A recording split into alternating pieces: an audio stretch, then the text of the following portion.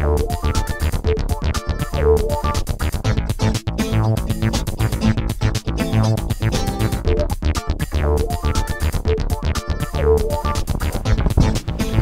talking to, let's see, I think line coach, offensive line coach, and special teams, Drew DiGiacinto. Coach D, as everyone likes to call you. Yep, Coach D, and for obvious reasons, Coach Weiser still can't say my name right, so. Is that right? Well, he's a slow learner. Is that what you're trying to say? No, my name trips a lot of people up, and I just don't think he cares. No, I love Wise, but no, Coach D's good enough. Well, let's go on back a little bit to the Susquehanna game. A great turnaround, I think, for the offensive line. 266 yards or something like that offense, and of course Kleinfelder had about 175 of those. Yeah, it's definitely a joy, to be able to coach for and coach with a kid like Josh Kleinfelder. I always tease him and say, you make me look like a good coach. But, we said that the biggest growth comes, between week 1 and 2, especially with the youth and inexperience we have up front. We really reestablished last week after not hitting a lot of our goals against Rowan, and we said, hey, listen, a lot of this isn't physical, it's mental.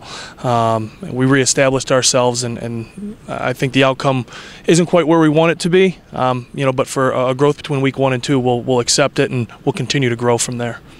Yeah, well, Susquehanna was no slouch football team coming in, averaging like 30-some points a game, and I don't know, from my standpoint, it looked the rowing game a lot physical, but you guys know what's physical and what's kind of mental and where they can go, don't you?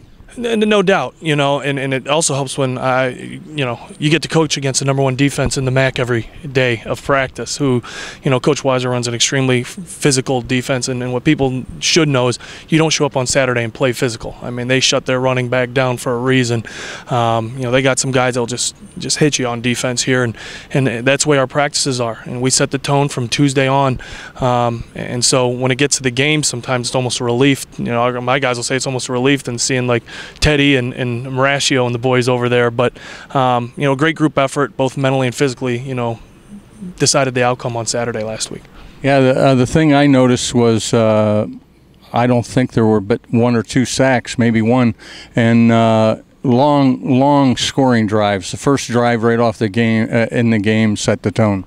Yeah, and that was also us reestablishing the mental aspect. We looked at the Rowan game. We said a lot of this wasn't physical. It was, again, the mental aspects. We were putting ourselves in 3rd and long situations that we can't do, whether it be from penalties or missed assignments.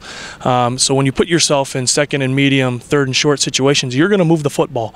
And that's still a concern of ours and something that we're going to continue to grow on, because we still had too many holding penalties, still had too many offsides that we can definitely prevent. And that comes from mental aspect and maturity again.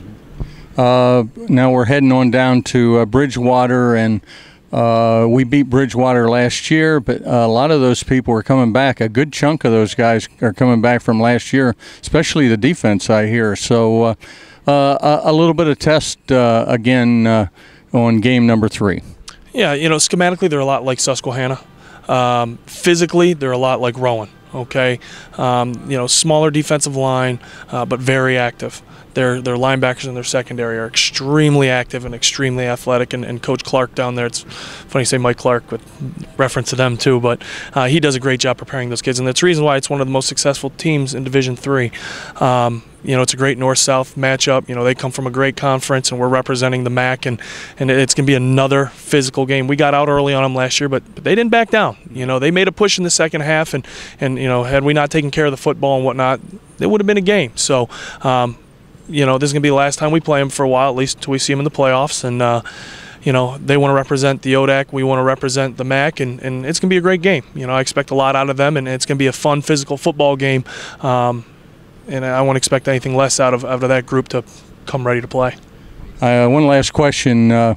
Some teams say, okay, look at how much running offense Lycoming had. We're going to shut that down. You guys talk about that? We do. You know, you got to look at your own tendencies and say, well, what are teams going to key on? Okay, but you know, we wouldn't be doing our job if we didn't look at it and say, all right, how are we going to continue to do this? So you know, definitely we want to establish the run. You know, with some of the size and some of the ability we have up front, despite being inexperienced and young, we have you know, I call them the ponies back there. We've got, you know, a couple great running backs.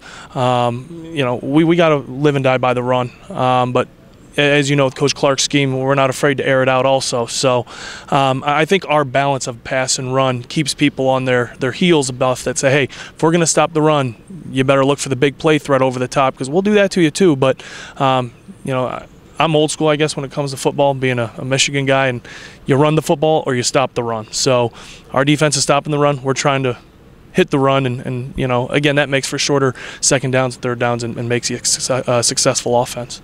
Yeah, we know this is a big year for you, Michigan beat Notre Dame, so you guys are kind of on the roll here. We are. You know, I try and keep one eye on the TV with Michigan, but you know, the Warriors are my team, and but no, it's, you know, again, it just all comes down to taking care of the football, and you know, like we say, you know, keeping the mental mistakes to a minimal and get better every week. And that's what we're all trying to do.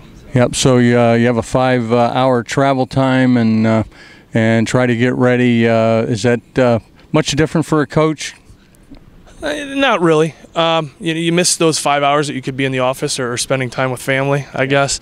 But if anything, it's time to get caught up on some rest and some other paperwork and stuff. But, you know, the big thing is logistically getting the kids ready. Historically, we've done pretty well with overnight trips, and that's one of our concerns coming into this season was our day trips. Like the Kings and Wilkes were not very successful. Our overnight trips, however, were, you know, very successful, and we do a great job. We're thankful to have resources that we can put our kids in a successful position to get them overnight. But you know, it's a business trip, is what it is, John, and it's, you know, if you go down from the minute we leave here, it's a business trip. You know, we dress it. We establish it, and on our way back, you know, we'll relax a little bit. But we're going down for business, because this game's a business, and it's going to be a big game in the Division III, you know, especially the Eastern region. So, well, thanks, Drew. We're looking forward to it. I'm going to be down there and make the 5 hours myself. So good luck. Thank you.